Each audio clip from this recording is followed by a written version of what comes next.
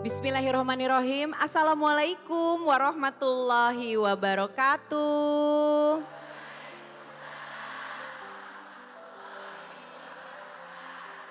Kita berjumpa lagi dalam kajian hati. Tema apa yang kami bawa pada episode kali ini? Temanya adalah di setiap tetes suci yang membasuh, dosa pun berguguran terjatuh. Masya Allah.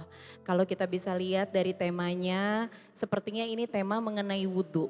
Dan tentunya kita sudah akan mendengarkan langsung tausiah pembukanya dari Ahilman. Assalamualaikum Ahilman. Waalaikumsalam warahmatullahi wabarakatuh. Mangga kami persilahkan AA untuk memberikan tausiah pembuka di episode kali ini untuk bisa menyejukkan hati kita. Mangga A. Bismillahirrahmanirrahim. Assalamualaikum warahmatullahi wabarakatuh.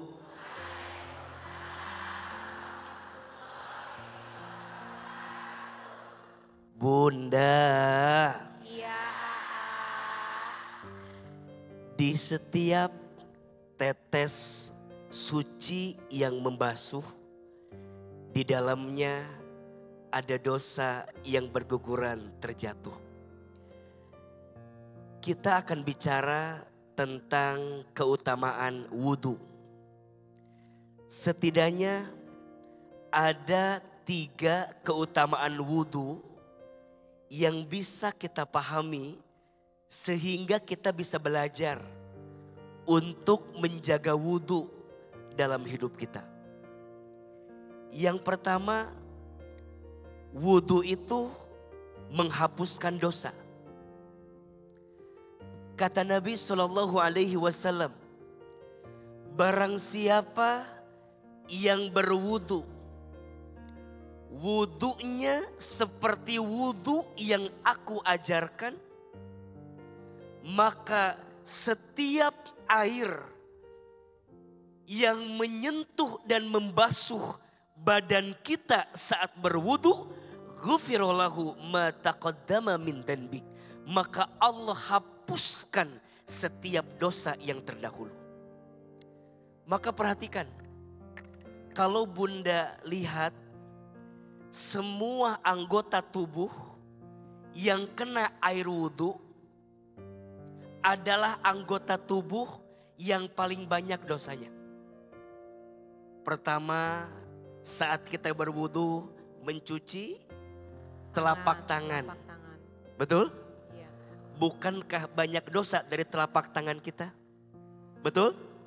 Setelah itu berkumur-kumur di mulut kita.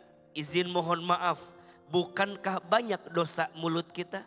Kemudian setelah itu memasukkan air ke dalam hidung, kemudian mengeluarkannya. Kita nggak tahu, mungkin hidung kita pernah menghirup sesuatu yang tidak baik, betul? Kemudian wajah dibasuh. Jangan lupa bagian matanya. Bukankah dari mata kita juga mungkin pernah melihat sesuatu yang tidak baik, betul? Kemudian tangan sampai ke siku. Mungkin ada tangan yang pernah menyakiti orang lain, betul? Kemudian kepala dibasuh sampai telinga. Mungkin telinga pernah mendengar yang tidak baik, betul? Bahkan sampai kaki yang kemudian dicuci. Barangkali pernah ada langkah kaki melangkah ke tempat yang tidak diridhoi oleh Allah Subhanahu wa ta'ala. Maka wudhu menghapuskan dosa.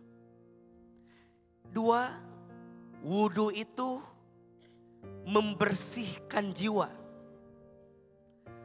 Orang yang senantiasa jaga wudhu bersih hatinya. Orang yang biasa jaga wudhu bersih jiwanya. Maka diajarkan oleh Nabi, Nabi tidak pernah tidur di malam hari kecuali dalam keadaan berwudhu. Bahkan dikisahkan ada seorang sahabat, yang sahabat ini orangnya masih hidup, tapi sendal jepitnya sudah sampai di surga. Ketika ditanya apa amalannya yang membuat dia sudah sampai di surga sendal jepitnya, padahal orangnya masih hidup, ternyata salah satu amalannya sahabat ini tidak pernah tidur di malam hari kecuali melakukan 2 hal. 1, selalu berwudu sebelum tidur. Dan yang kedua, selalu belajar memaafkan orang yang pernah menyakitinya sebelum tidur. Maka di antara amalannya jaga wudu, karena wudu itu bisa membersihkan jiwa kita. Dan yang ketiga, tentu wudu itu bisa mensucikan diri kita. Allah Subhanahu wa taala berfirman, "Innallaha yuhibbut tawwabina wa yuhibbul mutatahhirin." Sesungguhnya Allah mencintai orang yang senantiasa bertaubat dan orang yang senantiasa mensucikan dirinya. Dan pada akhirnya kesempurnaan wudhu kita akan menentukan kesempurnaan sholat kita. Betul? Mudah-mudahan pagi hari ini kita bisa belajar ya. Jadi pribadi yang senantiasa menjaga wudhu, yang akhirnya wudhu kita menghapuskan dosa kita, membersihkan hati kita, dan mensucikan diri kita. Insya Allah. Bunda, kajian hati. Yuk kita tanya yuk, siapa nih yang akan bertanya dan yang akan bercerita? Siapa Bunda yang mau tanya? Angkat tangannya. Silakan Kak Suti. Ya, Assalamualaikum warahmatullahi wabarakatuh. Waalaikumsalam warahmatullahi wabarakatuh. Teteh, terima kasih udah mengundang saya kemari. Alhamdulillah. Ya, nama saya aslinya Suti Karno. Tapi kebanyakan orang manggil saya Atul. Nah, saya bercerita sekarang kenapa saya menggunakan kursi roda. Jadi ibu-ibu 3 tahun yang lalu saya memutuskan mengamputasi kaki kanan saya. Saya yang memutuskan, bukan dokter. Karena apa? 22 tahun saya menderita diabetes. Akibat karena lifestyle saya. Saya nggak pernah minum air putih dulunya. Ya kan, kalau yang manis-manis enak kan, panas-panas pakai es, lalu minum yang manis. Jadi saya selama syuting itu nggak pernah minum air putih, minumnya teh manis. Kalau yang di botol-botol itu yang enak ya, enak Iya. tapi hasilnya juga enak. Masya Allah. Jadi mungkin bisa buat pelajaran ibu-ibu, buat anak-anaknya atau ibu-ibu sendiri yang masih suka minum soda-soda, hati-hati karena saya mengalami itu. Jadi ketika itu sebetulnya 22 tahun sakit, saya selalu minum painkiller. Sampai akhirnya saya capek minum obat, saya bersahabat dengan rasa sakit saya. Itu seperti dipotong-potong kaki kita nih kalau kena selimut, kalau lagi tidur gitu. Ketika syuting serial Sidul terakhir, itulah kadang-kadang omongan itu adalah doa. Kaki saya lagi sakit-sakitnya kan, sampai saya berucap sama Jenab, aduh gua ganti nih kaki gue. Saking sakitnya gitu loh. Elalah dijawab sama Allah, dimintalah sebagian kaki saya gitu. Jadi ketika saya syuting terakhir itu, syuting yang kedua, jari kaki saya tuh luka. Biasanya tuh nggak apa-apa karena kan kebas, luka itu nggak kerasa. Jadi udah menghitam, karena saya lagi syutingnya di luar kota, saya cuman kasih doang lah istilahnya. Iya. Saya nggak langsung ke dokter karena kan lagi syuting. Tapi seminggu di lokasi syuting itu kok nggak sembuh-sembuh. Nah kebetulan kalau hari Jumat itu kita break nggak syuting. Saya bilang sama Astradanya bahwa Uti pulang ya, mau ke dokter dulu karena ini kakinya udah hitam gitu lah, udah mati ya kan. Saya langsung ke yang pengobatan luka diabetes ke situ. Diobatin, tapi saya tidak dikasih pereda rasa sakit. Malamnya saya menggigil, anak-anak saya khawatir, dibawalah saya ke UGD. Harus operasi. Tapi saya bilang nggak bisa, saya masih syuting. Kan distributor tahu ya, kalau syuting kan bukan kita doang, Betul. kan ada 100 karyawan. Betul. Saya kan mikirin Kalau banyak saya orang. kalau saya harus operasi terus break kan kasihan Kasihan. ya produksi. Akhirnya saya bilang enggak dok, saya harus pulang, saya syuting dulu. Jadi 2 hari itu saya syuting udah nggak bisa jalan. Jadi saya cuma acting doang. Mau ke dalam gitu, cuma begitu doang gitu Iya, istilahnya. iya, iya. Langsung saya habis pulang syuting saya langsung ke rumah sakit Bu. Langsung diamputasi 2 jari kaki saya. Terus seminggu kemudian ketika saya mau buka jahitan, dokternya bilang, Mbak ini pembuluh darah Mbak yang bagian atas itu sudah mati katanya. Ke dokter, ke rumah sakit yang lebih besar deh gitu. Akhirnya saya ke sana, singkat kata saya harus dibalon pembuluh darah saya.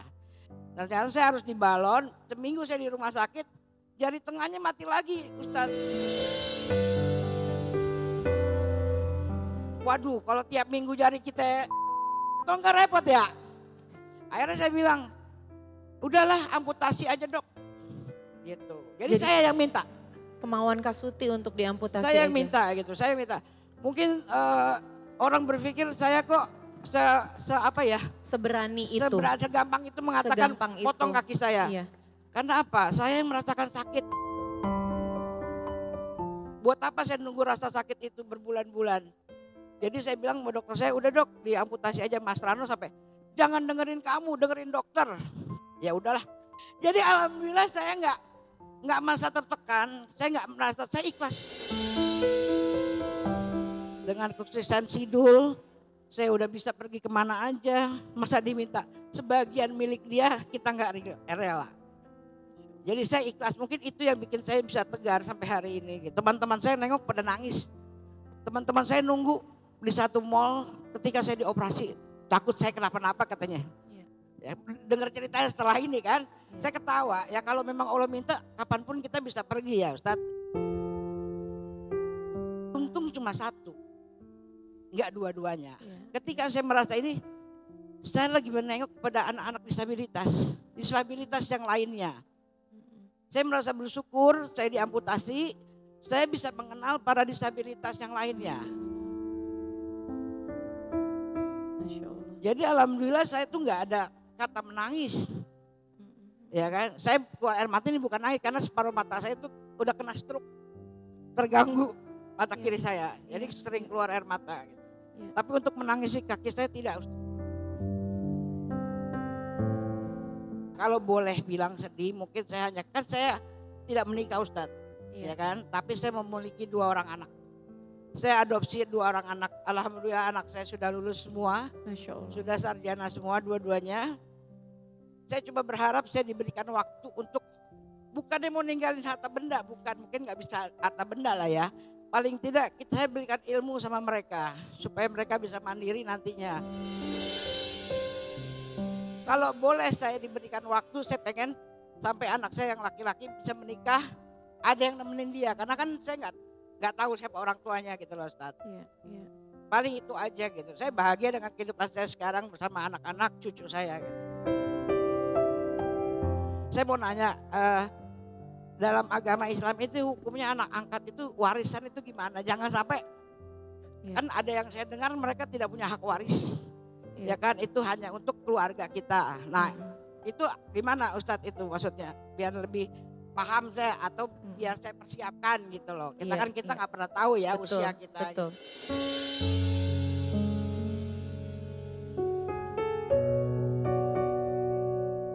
Bunda,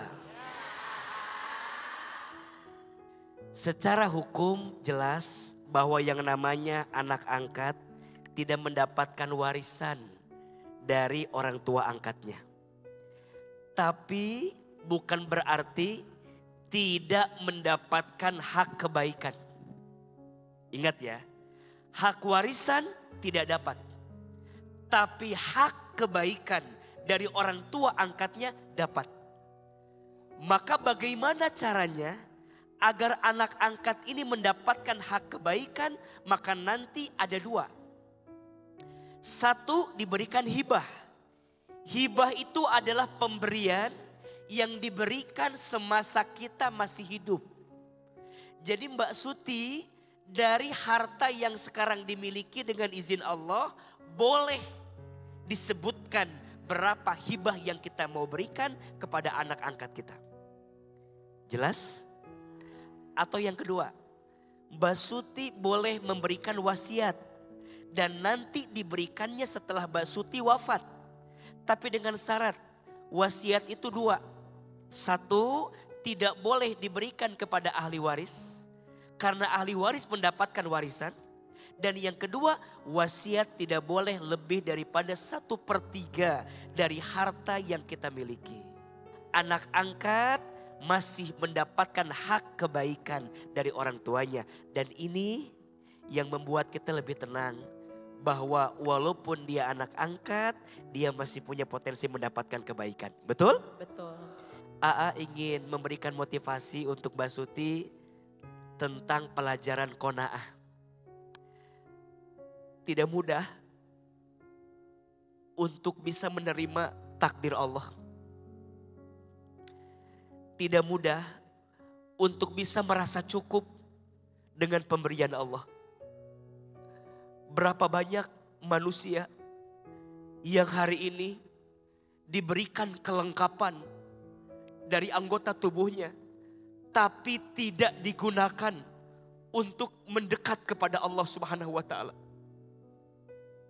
Berapa banyak orang yang diberikan mata, tapi matanya tidak digunakan untuk membaca Al-Quran. Berapa banyak orang diberikan kaki, lengkap, sempurna, tapi kakinya tidak pernah melangkah ke tempat kebaikan. Maka nanti sehat itu ada dua. Satu, ada yang namanya sehat walafiat. Dua, ada yang namanya sehat wassayiat. Bedanya apa? Kalau sehat walafiat artinya sehat anggota tubuhnya. Dia punya mata bisa melihat, namanya apa? Sehat. Dia punya kaki bisa melangkah, namanya apa? Sehat. Dia punya lisan, mulut bisa bicara, namanya apa? Sehat. Dia punya telinga bisa mendengar, namanya apa? Sehat. Itu baru sehat. Tapi kalau walafiat artinya dia punya mata, bisa melihat dan dia menggunakan matanya untuk melihat yang baik-baik. Itu namanya sehat walafiat. Dia punya kaki, kakinya melangkah ke tempat baik. Namanya apa? Sehat walafiat. Tapi kalau dia punya mata, matanya bisa melihat, tapi melihat yang tidak baik, namanya sehat wassayiat. Dia punya kaki, kakinya melangkah, tapi melangkah ke tempat maksiat. Namanya sehat wassayiat. Maka doanya yang sering kita baca apa? Allahumma inna nas'aluka salamatan fid din wa afiatan fil jasad. Betul? Yang kita minta bukan hanya sehat, tapi yang kita minta sehat wal afiyah. Belajar ya dari Mbak Atun. Belajar dari Mbak Suti. Jangan tunggu Allah ambil dulu anggota tubuh kita. Baru kemudian kita bertobat di hadapan Allah. Tapi semasa kita masih diberikan anggota tubuh yang ada hari ini, gunakan dengan segala kebaikannya. Mbak Atun terima kasih, Mbak Suti terima kasih untuk pelajaran ikhlasnya, qanaahnya. Percayalah, tidak ada yang kurang yang Allah berikan. Setuju? Setuju. Mbak Suti, semoga panjang umur, sehat selalu insya Allah. Tetap berjalan dengan segala kebaikannya.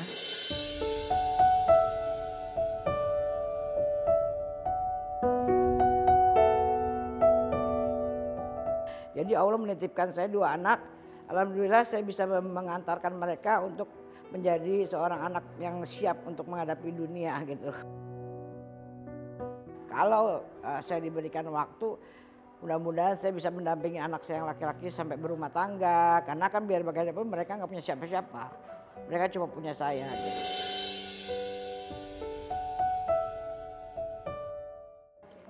Iya, paling tidak penambahan tentang makna dari keagamaan saya gitu. Saya kan masih mentah ya, mungkin saya terlambat kali untuk mengenal agama saya lebih ya. Dengan banyak mengunjungi kajian-kajian itu menambah wawasan kepada pemikiran kita bahwa Islam itu lebih banyak yang harus bisa kita gali gitu. Kayak tadi masalah wudhu ya, kayak bisa melunturkan dosa ya kan. Itu kan pelajaran buat kita gitu.